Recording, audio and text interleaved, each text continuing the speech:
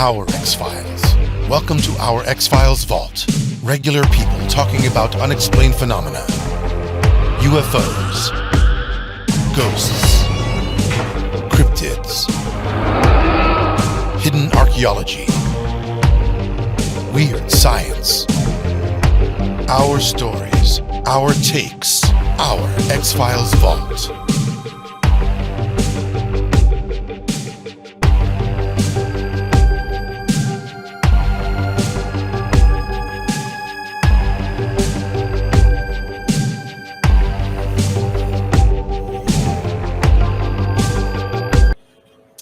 Hey there, welcome to the Paranormal Conspiracy or Paracon podcast. I'm Patrick.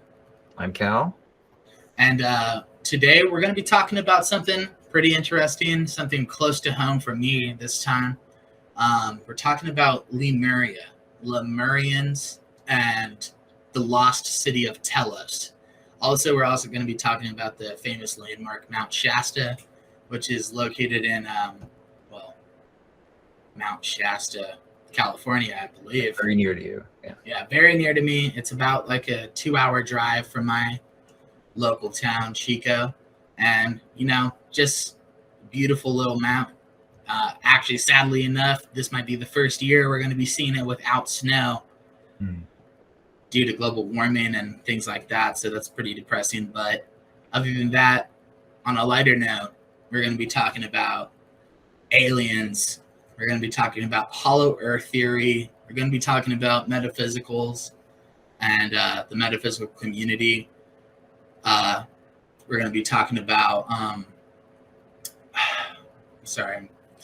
philosophy and the teachings within philosophy, and touching back on the Brother 12 cult and his beliefs, what we learned from that last episode. So good follow-up. It ties into a lot of things. There's a lot going on at Mount Shasta. Yeah, definitely. And we're going to be hearing from people in the future. I definitely have people already. A good friend of mine who is an herbalist. He's a metaphysical teacher, conspiracy theorist himself. I would have to say I wouldn't claim myself to be a conspiracy theorist, but in the line of topics and conversations that I tend to be talking about, I don't know. You guys decide. Email us. Let us know. And like before, we'll also just make this disclaimer. We're not professionals. I'm by no means someone who has studied Telos, Lemurians, or any of this for longer than 2 weeks or more. So if you guys are someone who actually, really loves this topic, someone who wants to invest time into having a conversation with us about it, we'll definitely be interested. And feel free to reach out to us. So Yeah, we're not trying to get to the bottom of everything. We're trying to have a casual discussion, and it's almost a certainty that there are people out there who have as much to say as we do, or are maybe able to correct us on some things or extrapolate some of the information. So please do. That's what we want. Yeah, exactly. There's a lot of speculation, and a lot of this topic right now is completely based out of conjecture, and it's based out of theory, and it's only true to the people who believe it to be true. I wouldn't say personally that I'm someone who believes in how do I say it? There's a part of this community that believes Lemuria to be a place of extraterrestrial origin. I mean, extraterrestrial in the sense of out of this world from another planet, and we get terms and terminology like Lemurian starseeds, and these are people who believe that they're reincarnations of sort of these specific beings, I guess. They are the reincarnation of them. Mm. Their souls and their like subconscious is rooted, like their personality, your what would it be? Your astrological zodiac sign could be associated with those like same things, those same attributes. So if you find yourself to tend to be a healer, someone who's a healer in your line of work, in the metaphysical community, you could possibly be seen as like a potential Lemurian starseed, where someone who is born a healer shares these attributes, someone who's in touch with their feminine qualities, their divine feminine, essentially, is what a lot of people in the metaphysical community are calling it. And so, terms like that seem to be associated with this same topic. But to get down to the origin of Lemuria, we're going to take it back to like the 1800s. And Lemuria is actually a hypothetical continent, much like Atlantis, that once possibly hypothetically existed right underneath, it would be like right underneath India. So on the For the Indian Ocean, right? It's kind of the southern tip of India, it would have connected there. Mm-hmm. Where places like the North Sentinel Island and the Sentinelese people, who are one of the last contacted people in the world, now inhabit. But that's where supposedly that continent would have existed. Unlike Atlantis, that's not widely talked about, and how it ends up coming to be in Mount Shasta and connected to all these other places like Telos, which is an underground city connected to hollow earth theory. These are things that I don't really understand. These are things that I can't really like personally explain, but I'm really interested in like looking into it more with you guys right now as we go in and just like take a deeper dive together. Because unlike our last episodes, this is something that I felt like I couldn't take the time and put this, like, when I tried sitting down and like doing the same kind of research I did for things like the Alaskan Triangle and Brother 12 that happened in real life, it just like, this is something that I really kind of want to explain to everyone in our audience is like unlike any of those topics, in the sense that, I mean, it touches on theosophy and it touches on people forming these same kind of like groups that Brother 12 did, but as if this is a factual reality in our modern day. Places like TikTok, Instagram, you'll actually see this is very popular today. Unlike things like Brother 12's cult, this kind of topic is like widely talked about amongst the metaphysical community. And that's why, I couldn't grab it in the same way, because it's not something, I don't want to like talk about it like it's something that happened.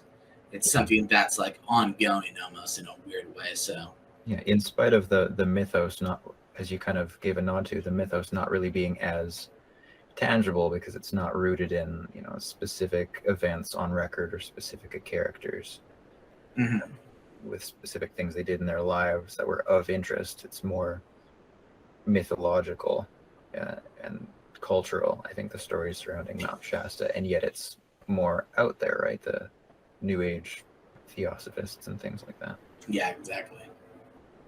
And that's just definitely important to know that I guess that's what you would call them, like the metaphysical community essentially is the modern day theosophy community, theosophical community. It's not mentioned in the same light. I think theosophy is something that doesn't get like talked about a lot because it kind of died out, and it's tied mainly to a lot of like different things like Freemasonry, cults, Illuminati, things like that tend to be like the draw in that same way. So it's really like, I think, hard for people to grasp in that same way. It's a little out there, yeah. I'm not well read, but what I do know about Lemuria, or the story of Lemuria, is I can understand why it's maybe not as popular, or it's a little more out there. You can correct me if I'm wrong here, but I'm going to spitball for a second. My understanding of Lemuria as a concept and what it has to do with theosophy is not it's not really an ancient idea or an ancient name or anything like that. As far as my understanding goes, it was originally an idea put forward by the scientific community, I believe, that this hypothetical continent that bridged the other continents and served to explain similar fossil remains, I think. And it was only in the 1800s, as you said, and named Lemuria to do with specifically the appearance of similar lemur remains. But then the name and the idea of the continent were picked up by the early theosophy writings, the seminal theosophy writings, and the scientific community has since discredited the theory in favor of continental drift and things like that. But theosophy has kept the idea and the name running strong. Does that sound right? Yeah, exactly. I mean, like, to give a real brief history of it, in 1864, zoologist Philip Slater published an article about a classification of species called lemurs, in which was puzzled by the presence of their fossils in both Madagascar and India, but not in Africa or in the Middle East. He hypothesized that Madagascar and India had once been part of a larger continent, which was the first theory leading to the discovery of the ancient supercontinent Pangaea. Following the scientific discovery, the concept of Lemuria began to appear in the works of other scholars. Ernest Haeckel looked for the missing link in this area, proposing that the fossils of the first humans sunk under the sea, but some proposed that the lost land went somewhere else. Fast forward to 1899, when Frederick Spencer Oliver published A Dweller on Two Planets, a book which claimed that survivors from a sunken continent called Lemuria were living in Mount Shasta. In the book, Lemurians lived in a series of complex tunnels beneath the mountains. Locals would sometimes see the creatures wandering outside the mountains in white robes. So, yeah, really, really interesting stuff. Then in 1931, Harvey Spencer Lewis, using the pseudonym Weiser Spendel Serve, wrote a book about the hidden Lemurians of Mount Shasta. This book is widely regarded as the reason for the popularity for the legends Lemurians in Mount Shasta. Witnesses' accounts have been cited. In 1904, British prospector J.C. Brown claimed to find an underground city 11 miles deep in the mountain full of gold shields and mummies, some of which were 10 feet tall. When he told this story to others, the group compiled an 80-person team to explore the mountain for an underground city, but on the day the team was set out, J.C. Brown disappeared. So there's some like weird mysteries surrounding the whole thing too. Do you know if there have been any like follow-up attempts, or has it kind of been a cover-up sort of situation? In the 1930s, Guy Ballard reported to meet Saint Germain, not clearly if he is of Lemurian descent, on the mountain, which led to be the founding of the I Am movement, which led to over 1 million followers in the late 1930s under Ballard's death. 1 million, wow. Yeah.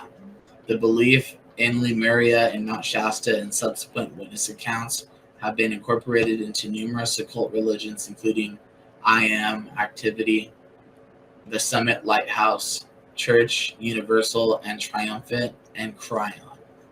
All of these witnesses' accounts seem to happen right after the different published books detailing Lemuria and Mount Shasta were released. Modern day Lemuria beliefs, there are still many people that hang out around Mount Shasta with beliefs of Lemuria according to Lemurian Connection. The history of Lemuria goes back to 45, I'm sorry, 4,500,000 BC when the civilization ruled the earth. The continent of Lemuria was located in the Pacific Ocean and extended from western United States and Canada to the lands in the Indian Ocean and Madagascar. Pacific now, interesting. Yeah, interesting, right? When then 25,000 years ago, Atlantis and Lemuria were the two most highly civilized civilizations on Earth. That's when things went south. Here's the explanation from LemurianConnection.com. Dissension between the two, Atlantis and Lemuria, arose regarding development and evolution of other civilizations, and Lemurians believed that the other less evolved cultures should be left alone to continue their evolution at their own pace according to their own understandings and pathway. Whereas the Atlanteans believed that the less evolved cultures should be controlled by the two more evolved civilizations. Their argument over ideologies resulted in several thermonuclear wars, which weakened both continental plates. And when the war was over and the dust had settled, there were no winners, only death, destruction, and further debasing the human spirit to the point that both sides realized the futility of such behavior. So the Lemurians decided to build a separate society inside Mount Shasta where they would be safe from any disruptions on the surface of the earth. The city of Telos was built inside Mount Shasta and designed to house 200,000 Lemurians. Today, it is believed that Telos houses 1.5 million Lemurians inside Mount Shasta. Modern-day beliefs say that Lemuria can be felt and contacted through spiritual practices. The Lemurians were a highly evolved spiritual race, so they can be contacted through spiritual messages and from believers. It is also believed that Lemurians used crystals as communication tools. Modern-day believers say that the Lemurians programmed these crystals to teach their messages of oneness and healing. Crystals are revered by modern-day. It is also believed that Lemurians used crystals as communication tools. Modern-day believers say Lemurians programmed these crystals to teach their messages of oneness and healing. Crystals are revered by modern-day Lemurian believers. And I think it was right there. I also threw in a nice little shout-out. CXI Gemstones and Jewelry on Instagram. I don't know if you guys heard that, but we'll just make that clear. Check them out for anything like regarding this kind of thing. You know, if you guys want amethyst, quartz, crystals for healing and psychic, metaphysical reasons, or if you just want a cute, nice little crystal necklace for your mom and pops. Just check them out on Instagram. They'll get you hooked up. Other than that, physical appearance of Lemurians have been debated for years. Some believe Lemurians look like highly evolved humans, like the description of Saint-Germain. And should I try Should I try presenting that? I think I should. Yeah, let's see if we can throw a graphic up here. Yeah. Okay. Real quick. It's not as alien as you'd be expecting. Yeah, definitely not. Okay.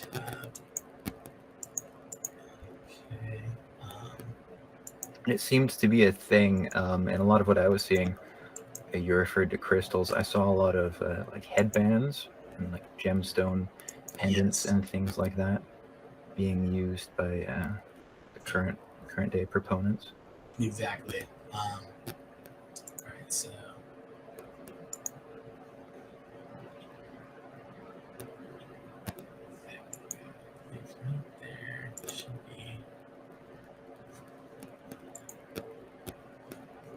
Okay. I don't know if you guys can see that at all, but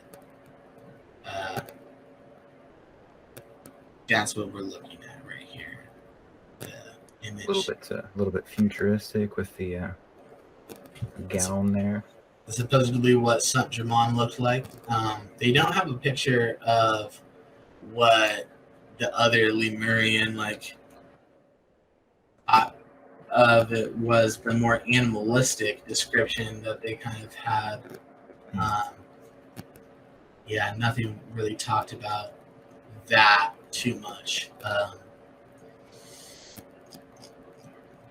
You mentioned at the outset, Patrick, that you've been looking at this sort of stuff for a couple of weeks, but it's very much a part of the surrounding culture. Like, do you know anybody who knew or ever spoke of these sorts of stories involving Lemurians? Yeah, personally, for myself speaking, I wasn't someone who like heard of this, like, from a lot of people, but my grandpa, actually, who lives up near Mount Shasta, and is actually like, he told me about this stuff, and he was telling me, like, just on a casual conversation basis, like, oh, you're doing that podcast, you should look into the gnomes, or the secret, like, hidden, like, essentially, in his own words, he said, the midgets of Mount Shasta. And I said, oh, I've never heard of that. Like, what is that? And then I kind of like start looking up, like, little people who live in Mount Shasta. And I just like look that up, and I find these Lemurians, and we have a deeper conversation about it. And he's like, yeah, there's that. It's a really big thing in the hippie community up there. And I'm like, huh. So I actually have a friend of mine, who we're more or less acquaintances, actually, I would say, but we're definitely friendly towards each other, and we always treat each other with like kindness and respect. And he was really eager to actually have a conversation with us on the podcast, but he couldn't make it today, and hopefully we'll have him later on. But essentially, he's really a big like educated person in this whole like topic. When I like brought it up to him, I said, hey, do you know anything about Lemurians? He lives in Redding, California, which is literally like less than an hour away from Mount Shasta. Okay, like he goes up to Mount Shasta ski park all the time. It's something that like is a super common thing. So he's like, yeah, of course I know about Lemurians. Like, he's at the drum circles, he's drinking the spring water, like, he's got the metaphysical crystals. He's the guy, yeah. He's the guy, and he's ready to go tell me all about it. But then he tells me more about like the metaphysical concept of like Lemurians being like these healers who are like associated with like, it really got into a whole bunch of other like topics that didn't really like, it's just context that I think he'll be like more suited to like give light on, and I don't want to like be disrespectful and like trying to like say what he said and like make it sound like right weird. Yeah, let's hope that we have the opportunity to talk to him. Yeah, so other than that we like definitely, he has an interesting perspective on like what Lemurians are and like what their like place in modern day like world is. They're not just like these ancient like Atlantean parallel people, essentially, who can like touch base on that. But I think, what do you think? Like, you know a lot about Atlantis. So did you ever hear about Lemuria like before we started talking about this? Like, had you known, like, had it been mentioned in Atlantean mythology or anything like that? No. In terms of like ancient text or anything like that, like it's and the ancient Greek stories of Atlantis, or the record, I should say, and waging war and being sunken for going against the will of the gods, that sort of thing. It's as a name, Lemuria, and what we think of, you and I, that is, when we're talking about it,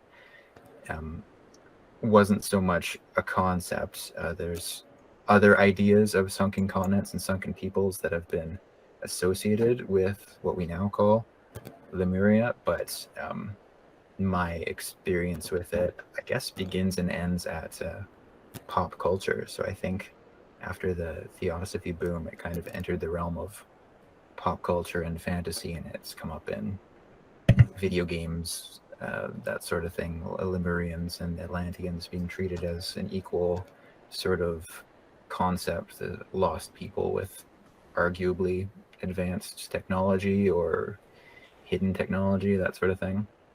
Yeah, that's like definitely something that I can agree on. It's like, as far as like, and even in pop culture, it's really just much like the Brother 12 topic. It hasn't traveled seemingly as far outside, though its origins come from people in actual like scientific academia, like, it then somehow transferred into this like theosophical cult like realm from some random guy in the 1900s who wanted to associate it with he wanted it to be associated with that, with Mount Shasta. It's interesting, to think that like Mount Shasta, it was connected to the continent at one point. Like, was North America like a thing connected to Lemuria? And these are questions I just like have towards it. It's interesting to kind of like question, where does this like, where do these people even have the right to really like steal this idea? It almost seems like what people are doing. It's like the spiritual community seemingly like takes a mythological story that has, or it takes the name of a hypothetical continent that a guy said could have existed based on, like you said, based on the fossil record of lemurs being in Madagascar and then being in India, but not being found in Africa. So he's like, clearly they were connected by a land bridge, and I want to call it Lemuria because this would be this giant continent that connected these two massive like places, right?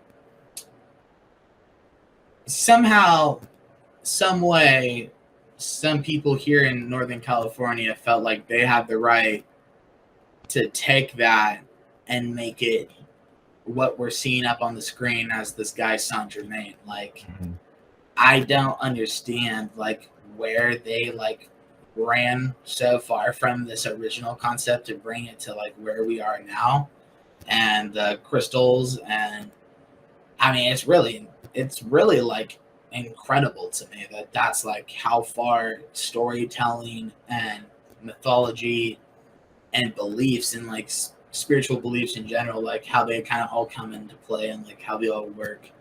So I'd really be interested in hearing from people who like,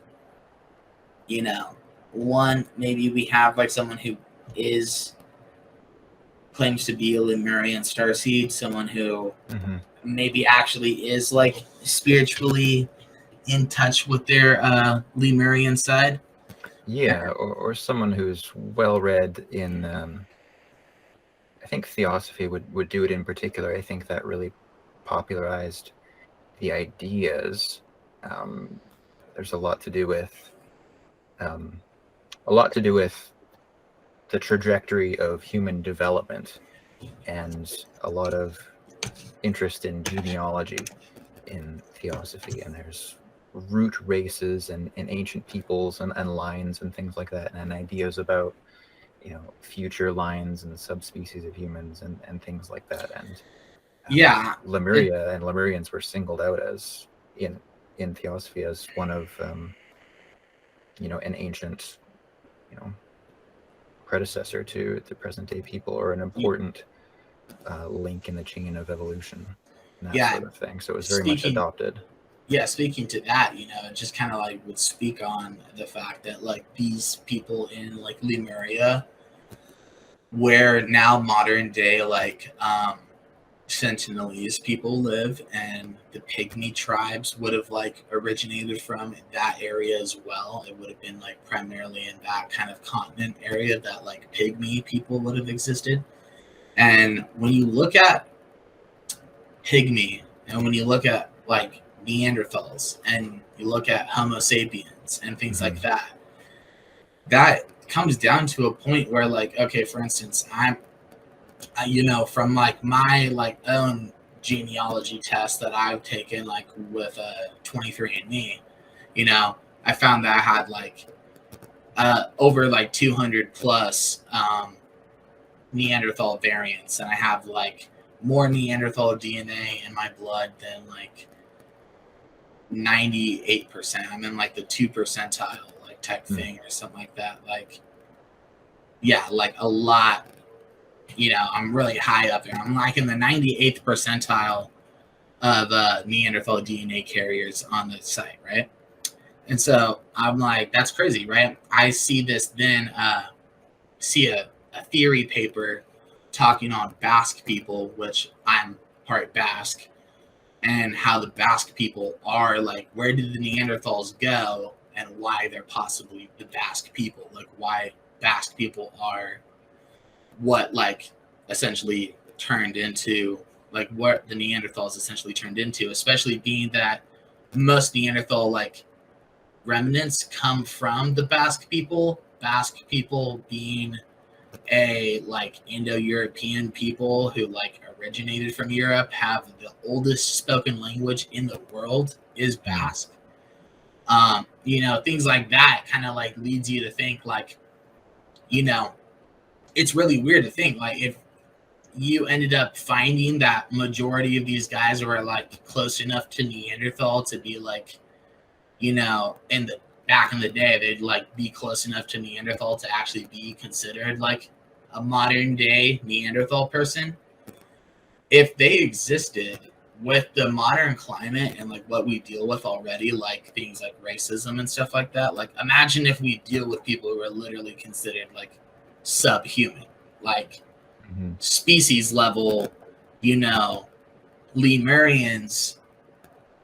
Were they actually like Homo sapiens, or were they like another, like, were they a branch off of like humans and stuff like that? Like, were they a branch off of like Homo erectus that ended up turning into whatever it would be, because there are like speculation that they came out to be more animalistic looking than what the images presented. So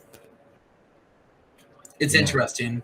Can you only imagine if, say, there was a proper expedition and something like a subterranean city or crypt or burial ground like Telos was discovered, and there's these 8 to 10 foot tall mummies or something, and or forensically tested and found out that they are related to us. All of a sudden, theosophy would be adopted as, or parts of it anyway, would be adopted as gospel all of a sudden.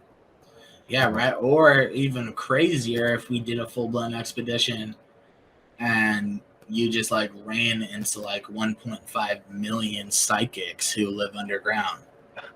Like, too, yeah. I mean, there's that option, I guess. But I would definitely hope for the latter.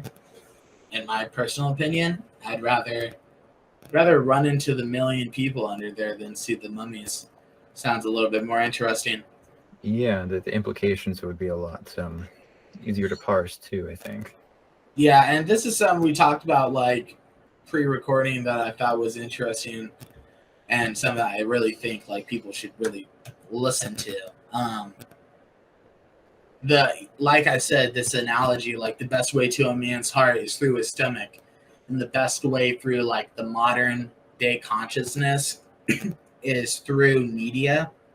And they've already tackled TikTok and social media. Next, metaphysical community people, theosophical people, what they really need to be tackling right now is movies, video games, and like graphic novels. Like, they need to touch down in that area.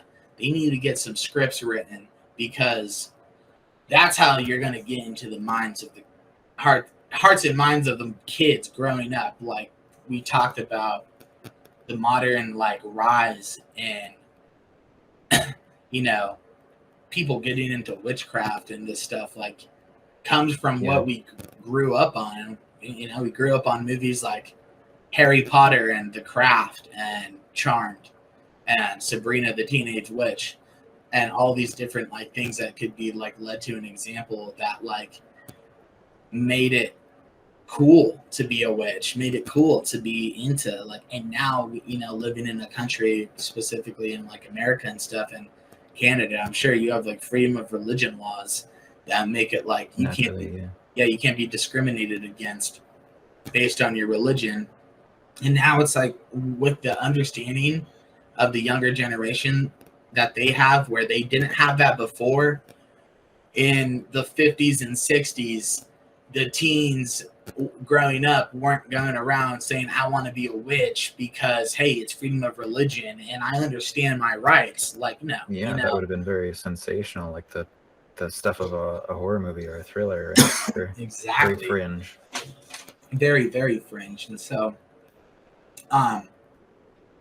you know, those kind of things now it's like super common, dude. Like, my sister's a witch. I mean, it sounds weird kind of saying that, but yeah, my sister practices witchcraft. My ex-girlfriend practices witchcraft. My current girlfriend practices witchcraft. I mean, I'm just surrounded by witches, bro. Like, it's kind of weird, but, you know, it's just like, that's how it is, you know? And no one, like, my mom and my parents, like, that, they don't look at it in a situation like, oh, your girlfriend's a witch. No, Daphne, your sister's a witch. I'm like, yeah, no. Like, it's, they understand too. Like, you know, this isn't like, it isn't like devil worshiping and skinning cats alive in the name of like the black father and mother or whatever. You know, that's not what witchcraft is. It's, you know, it's like living like life with intention every day, essentially. It's like the weirdest thing, but very holistic. Yeah, very holistic. And it's just kind of simply like, oh yeah, sure, there's simple rituals and things that like go into it, but at the end of the day, it's like, I'm going to go into this thing with an intention, and that intention is going to be like getting this job. The intention is going to be losing weight, being healthier, you know, all these other things, like being more body positive, like, and treating my body positively. Those are things that like an intention that you would set. And, you know, however you choose to like live out that intention and do that. That's essentially witchcraft. Like, that's what a witch would tell you. Yeah, energy, right? Yeah, mastering energy. Yeah, mastering energy, manifestation, things like that. I mean, it goes on and on, but yeah, so like that being the case, I could understand like where those kind of like fringe things now being as accepted as they are, that's how like you guys have already won half the battle. Like, now you just need to get these other like crazy Cryon, you know, that's a guy I really want to get on the show. Cryon, if you see this, you know, reach out. Him specifically, yeah, ourxfiles@gmail.com. We're definitely like, me and Cal especially are really like interested in having a conversation with you. And you know, like, yeah, kind of like someone who has like a real like metaphysical like hold on the topic of Lemuria, on the topic of theosophy, and like I want to hear that guy's take on it, like 1,000%. Other things like that. Yeah, it's pretty much like that's it. That's it for me. You know, I got for Lemuria as a whole. Like, it's hard to say. Like, what do you think? Like, do you think it's real? Do you think it's not real? Like, I mean, I think it's convenient, is what it is. Not to be an naysayer or anything like that, but I feel like the idea of there being a people on an island that are fundamentally different from the people not on that island from the storyteller's perspective is, you know, true no matter where you go. That had to be a thing. The idea of islands disappearing was also very much a trend in various cultures across the globe. So the idea of a people who may have inhabited an island that disappeared being displaced. When those stories are then tied geographically to the idea of, an actual landmass or a continent that was sunken or something like that, especially when that idea is put forward by the scientific community before anything else. I think that bit of credence that it might lend to whatever story is easily tied to that theory, that's going to be taken and it's going to be run with. So I feel like the Indian Ocean is a big body of water, and a couple of ideas coincide, and all of a sudden it's a very attractive looking concept. These people and this landmass that no longer exist, and whatever metaphysical subcultures adopt that idea or are attracted to that idea, everything else they touch might be then influenced by the inclusion of those people. So Theosophy taking on Lemuria and the Lemurian people, and then also taking on Mount Shasta for different reasons. All of a sudden, things get very mixed and layered and built upon one another. In the words of the guy Zach O'Brien, who wrote the article that I'm citing most of my information from, which is "What's a Lemurian and Why do people believe they live in Mount Shasta?" On ActiveNorCal.com. He says right here, in the end, it's easy to admit that there is something different about Mount Shasta, but without any sort of evidence, relying on only accounts from suspect witnesses, kooky cults, and science fiction writers, I think the land of Lemuria is one that lives in our minds and not in the deep tunnels of Mount Shasta. That being said, if you believe in Lemurians, no judgment here. It's these types of mysteries that make our world fun and exciting. And I thought, yeah, that's exactly my sentiment towards it as well. But then I look up here in the trending, July 28th, 2021, he just wrote an article, because this article was written in 2019.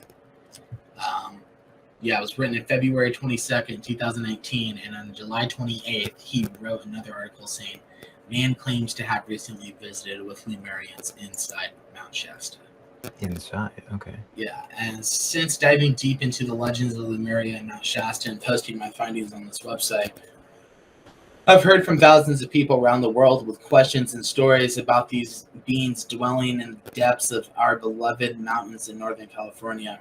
Of thousands of people who have reached out to me, this one might be one of the most interesting. While going through the comments on our Lemurian content, I was made aware of Lowell Johnson, who wrote this comment on our website December 2020. Zach, I came across your article today and thought I'd respond. I'm a regular guy who visited Mount Shasta in July, August this past summer. I was skeptical as anyone until I was invited inside to see Telos for myself. Do what you wish with this information, but I saw for myself that it exists, and soon they will make themselves known to the rest of the surface humans. Since there's a large number of comments on that particular post, that polite and somewhat shocking claim fell through the cracks, and then I saw a comment from Johnson on our YouTube page, which included a link to a website. I clicked to find the story of Telos, the Lemurian city inside Mount Shasta. According to Johnson's blog post on 40K Foot View, he visited Mount Shasta in July 2020 and hiked up to the mountain via Panther Meadows. When he sat down to enjoy some water and grapes, his phone unexpectedly shut off. That's when things get interesting. According to Johnson, an opening appeared in the mountain, and a tall blonde man named Alex appeared to him and offered to show him Telos. He then boarded a levitating platform as Alex gave him a tour of the underground city, showing him the buildings and a white pyramid in the middle, along with a tour of the different levels. White pyramid. The large percentage of people lived on the first level in most of the city, with public buildings, administration, and several temples. The second level is production, manufacturing, and schooling facilities. The fifth level, funny that we just skip 3, 4, but the fifth level dedicated to nature, uh, trees, lakes, in a park-like atmosphere, along with plants and animals that disappeared from the surface long ago.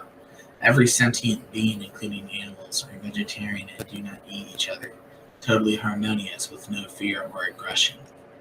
He also, oh my gosh, wow. He's saying pretty much even what would be carnivorous, what would be like carnivorous animals actually are not carnivorous, and they are um, vegetarian as well. That's kind of weird. He also describes hard to swallow.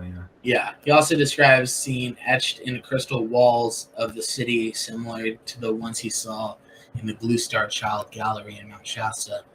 Upon inquiring, Alex said that he knew the proprietor, Haruko, and that her drawings were inspired by what she saw in Tellus. Finally, the Lemurians revealed to Johnson why they brought him to Tellus, the most important revelation, and that this group agreed with what belief I held up to that moment as a strong theory was that Earth's ascension would manifest during the winter solstice this year. She Ama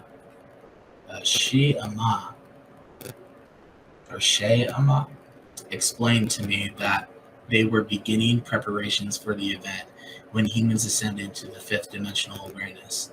The Lemurians would make themselves known to us, and we would exchange all manner of experience and knowledge from both realms that would benefit all.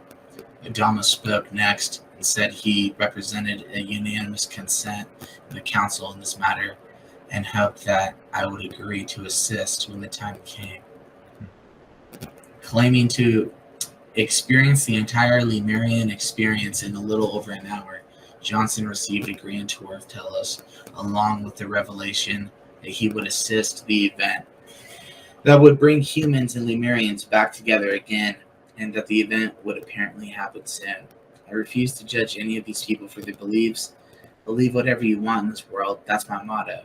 This account does seem curiously similar to the other legends of Mount Shasta, where people claim to see extraordinary beings and make money from their findings for the rest of their lives. Heck, when J.C. Brown began to spread the word in 1904, he banked off of it for years. And whether you believe Johnson's story or not, it's pretty cool to dive deep into the legend of Lemurians and of Mount Shasta. And if it's not true, it would certainly make a fantastic science fiction book. If it's true, we'll be meeting Lemurians in person very soon. Vivid imagination or prognostication, you decide. I would say the same thing to our viewers. You guys decide, for yourselves, of course. I mean, some people who are going to click on this video, I'm sure it's going to have Lemurian in the title, so you're probably going to click on it for the pure fact that you actually do believe in this stuff. And for that matter, I'm going to say the same thing. I don't want to disrespect anyone who does believe in Lemuria or anything like that. I do think, though, personally, that, it would just be insane, to think that that's, a real thing. And, one, the government doesn't know about it, or two, anything other than that. It's just kind of, weird to think.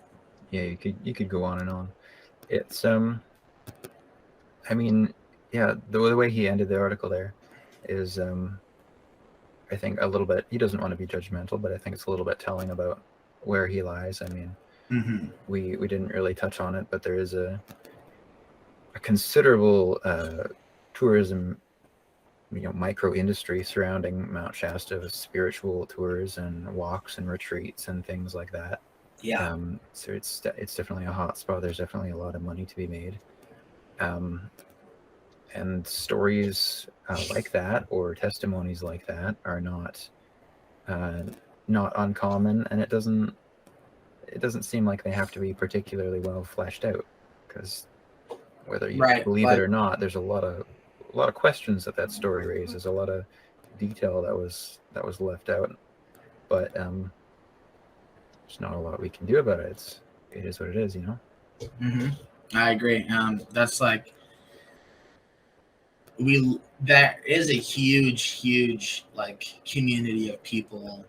I would say it's like you said, it's like a little micro industry. That is like a lot of the economy up there is like kind of through like, you know, art and fiction, anything involving that is like spiritual retreats, Mm-hmm. you know, huge occult groups in general that like are up there. They all fall into place, and then that's pretty much like probably Lemuria might be like a huge breeding ground besides like for money, you know, besides the what is it, the ski park up there, because there's a huge ski park and it's kind of like the ski resort and Lemurian spiritual retreats. It seems to be like the only reason people go up there, you know. In my experience, like there might not be saying I'm going for a Lemurian like retreat, but yeah, a lot of people go up there. I heard there's even like ayahuasca retreats, and I used to think that's something you'd have to like go all the way down to like South America, but there's like spiritual ayahuasca retreats in out Mount Shasta apparently that people can do and stuff, and it's like totally like, you know, facilitated by like shamanic people and things like that. It's kind of like an interesting, super interesting thing to like think about. It's like, whoa, like talking about Lemurians in an underground city of Telos and probably around a whole bunch of people who'd be tripping on shrooms. And I just like, And yeah, it said the guy was enjoying water and grapes specifically and exclusively, but you know, that's like the most detailed thing in the story is what he was eating and drinking. I mean that, and I mean that, and the crystal. He did mention the crystal carvings in the wall, but then being also very similar to the ones at the yeah, being very similar to the ones. But how convenient that he happened to like go to a place prior to this. Like, oh no, he's not just a guy who hiked up to Mount Shasta and like because he's a guy who wanted to hike Mount Shasta and see it for himself.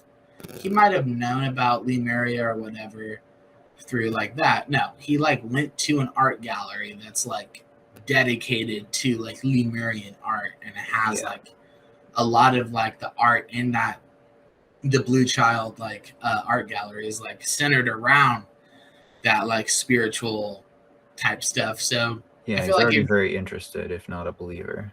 yeah, if not already a believer, I feel like he kind of came off in a way that's like, oh no, I'm not a believer. I'm just as skeptical as you are, man. And until I was invited into the place myself. Also, I don't know, man. Like, I would be like, what would you do if you were eating, you know, grapes and drinking water, and some guy like pulled up on you and kind of like maybe looked like special needs because he's like not a normal human and stuff, and he's just like I would hella pale, just like looking at you like as yeah, like, encountering anybody in the wilderness when you think you're alone is potentially startling, but encountering someone who's, you know, not of this world looking, and he's I like certainly wouldn't follow them into a nondescript opening into the mountain. yeah, no, I mean, then he gets on a levitating disc or platform. That's when he says that in the story, that's another part where I'm kind of like, I want to get on that. Like, what is going on there? There's a levitating platform. Is that what took him on the whole tour? Was it like? Yeah, I mean, touring a city in an hour, you got to be trucking. That's another thing. It's like, how big is the city? Yeah, can't be that big. You got to be going like 65 at least, you know. And then even then, you got like a 65-mile like like 65-mile circumference around this like city. Like that's not big. And I like how he says the first level is where the people live, administration. Like, so wait, the administration, which you do know that administration means like the leaders, okay, like the people who run shit. They live on the first floor with everyone else. And then the top level is where all the slave workers, I'm assuming. Okay, I'm not going to say they're slave workers. That's an assumption and a rude one. But no, let's just be honest, okay? They live underground, bro. I'm pretty sure slavery is a thing there, okay? They got like, nah, it's just like this, like, tough to say, you know? Yeah, it's like this, like, worker level for the second. And then he just like, and the fifth level is dedicated to vegetarian nature, where plants and animals live harmoniously. And yeah, even wolves don't eat deer because wolves love deer in the way that a brother loves another brother. Okay? They're psychically in tune with each other.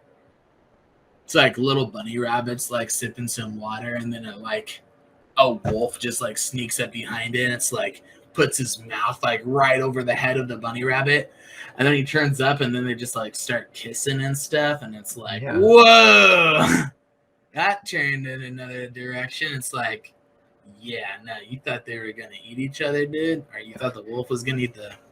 They're old pals. They're just messing. They're messing around. They're like, are you sure? They're like, seem like they're really enjoying that stuff, like tongue kissing and stuff, and you're just like. Yep, and they're all vegetarian. You know, we're also no.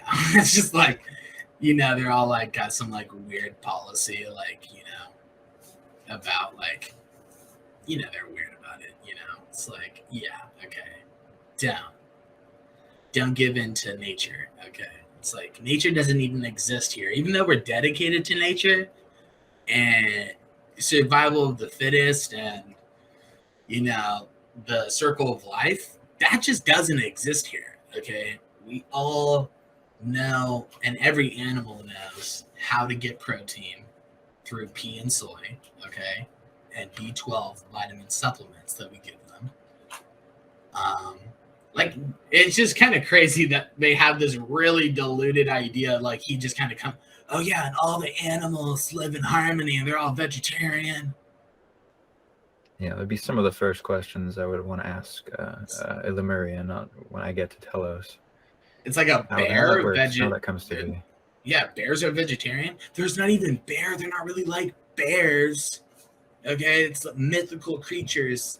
That listen, guys, the native animals, they're not like the animals up here, man. They're mythical Telos creatures that are vegetarian. Okay, they all know how to live off of B12 and pea protein.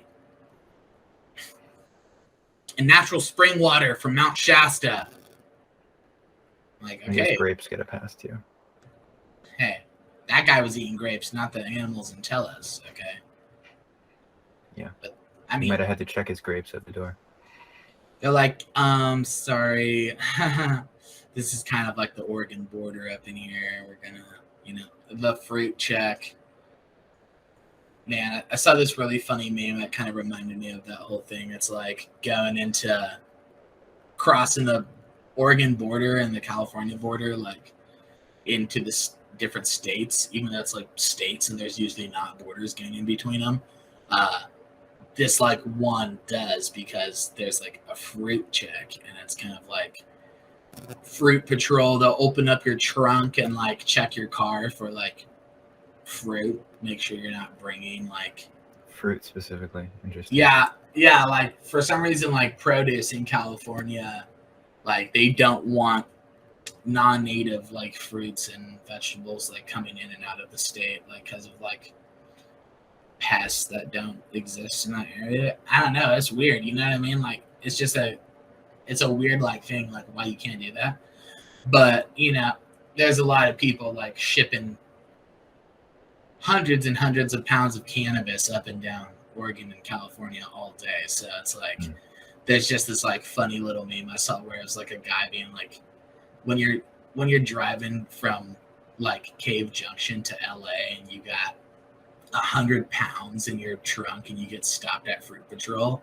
It's like, oh man, just like in Fruit Patrol, like that's the one reason they could stop you. You know, it's like, hey buddy, random fruit check. Gotta see if you're bringing any oranges into California. And then they look and it's like 100 pounds of like drugs instead, and you're just like, you shouldn't have looked in that trunk, buddy, because now it's Cartel City on the Oregon border. No. It's kind of funny because that's another thing. They got like the weirdest laws in Oregon, man. They got like, you can't pump your own gas in Oregon. Are you for real? Yeah, no, you can't. People got to pump it for you. At least in certain places, like in the southern Oregon, like if, you stop at a gas station and stuff, like you can't get out and pump your own gas, like someone else got to do it. I mean, I guess it creates jobs. I don't know. Right, exactly. I thought the same thing. I'm like, hey, that's super convenient, you know? But what a weird job to have, like, be the guy who pumps gas. Like, you think, like, working at McDonald's is bummy, you know? But people be like, man, that dude work at McDonald's. But instead, it's like, dude, that bum he pumps my gas. Like, yeah, that's actually pretty bad, man. Like, dude, Wow. He wipes my windshield and pumps my gas. He makes $10 an hour. Bum. You're just like, whereas like back in the day, it'd be like you work in fast food or at a convenience store, maybe it'd be like the same kind of thing. Now you get paid like $16, $17 an hour working at fast food. It's like literally, man, like KFC used to be like something that you kind of be complaining about working at. Now KFC makes more money. Like you make more money working at KFC than like my stepdad makes, and he went to college to become a mechanic. And he's a mechanic. He makes like $13, $14 an hour. I know, man. I'm like, what? Just all of a sudden, like, they just started like valuing fast food workers and stuff like that. Now, I'm sure they actually, being the fact that undervalued of a job gets paid that much, you'd probably think like, probably get paid like $16 pumping gas in Oregon too. I would hope so. I would hope so too, man. Like, hey, man, at least make this worth my time. I already feel like I'm the lowest of the low, pumping like old ladies' gas for them and stuff. Now, I also get paid minimum wage on top of that. Sheesh. I'm good. Well, I think we've gotten a little bit far away from Lemuria. What do you think? I think we've made all the closing comments we can make. What do you think, Pat? Yeah, I do too. Honestly, you know, this was a really lax episode. Nothing like super serious, guys, you know, and that's kind of why we're hitting it with this format. But yeah, I think we're good. You know, I think I've said all I wanted to really say on it. Not a lot to touch on. I'm sure, because like I said before, and we always say in the beginning, we're not experts, and we're really just opening the floor for people to like hit us up and hopefully in the future have like a more detailed, actual like 3-way conversation with people, and me and Cal can actually like hear from you guys and like feed off of like someone else's like real information and not just have us regurgitate a bunch of stuff at you. Ideally, yeah. I mean, if you're interested, there's so much out there to look at and read. Go for it. By all means, get back to us. If you already know a lot, all the same, you know, reach out, join the conversation. And that's the impetus here, is to open the floor, as Patrick said, open the discussion to generate interest, really. Yep, definitely. All right. Well, and that being said, you know, this is the Paracon podcast. I'm Pat. I'm Cal. And I think that's going to be it for today, okay? Yeah, it's been fun. Everybody, thanks for looking a little bit deeper at this with us. Yep, and don't forget to, you know, like, comment, and subscribe to Our X Files or Our X Vault on YouTube, and you know, Find us on Discord, I'm pretty sure, is the move. If you want to actually get in contact with me and Cal, you could find us on the Discord. And probably have our emails in there at some point. But right now, we're doing what we can do. So, till next time, guys. Peace Till out. next time.